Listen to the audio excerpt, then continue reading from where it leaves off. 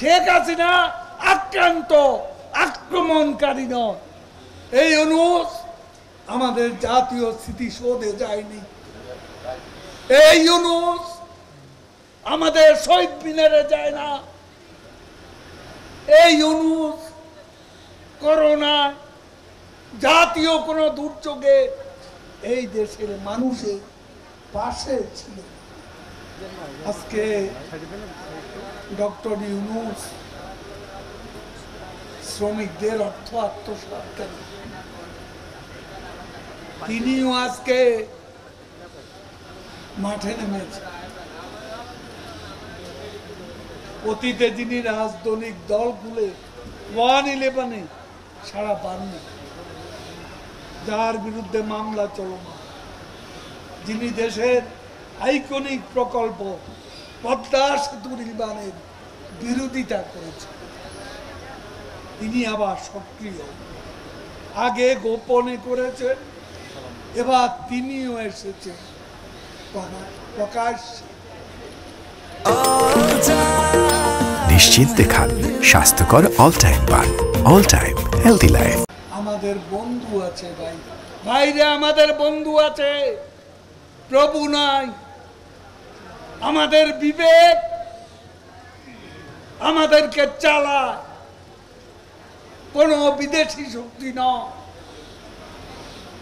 আজকে ইউনূস কত নির্লজ্জ। তিনি ভারতকে অনুরোধ করেন শেখ হাসিনাকে থামাতে। শেখ হাসিনা আক্রান্ত, আক্রমণকারী নয়, তাকে থামাবে না। আক্রমণকারীদের থামান, যাদের সঙ্গে আপনি আছেন। বিবৃতি দিয়ে দেশের অভ্যন্তরীণ বিষয়ে হস্তক্ষেপের জন্য বিদেশিদের প্রতি আহ্বান জানান ডক্টর। এই ইউনূস আমাদের জাতীয় স্মৃতিসৌধে যায়নি। এই ইউনূস আমাদের শহীদ মিনারে যায় না। এই ইউনূস করোনা জাতীয় কোনো দুর্যোগে এই দেশের মানুষের পাশে ছিল। ডক্টর ইউনূস আমাকে যখন মন্তব্য করতে বলেছে, তার সম্পর্কে আমি বলেছি তিনি আমাদের সুখে নেই, দুঃখে নেই, কষ্টে নেই, দুর্যোগে নেই, আমাদের দুর্দশায় নেই। আমরা কেন তাকে নিয়ে অসতর্ক? তাকে নিয়ে আমাদের ভাববার কোনো প্রয়োজন নেই।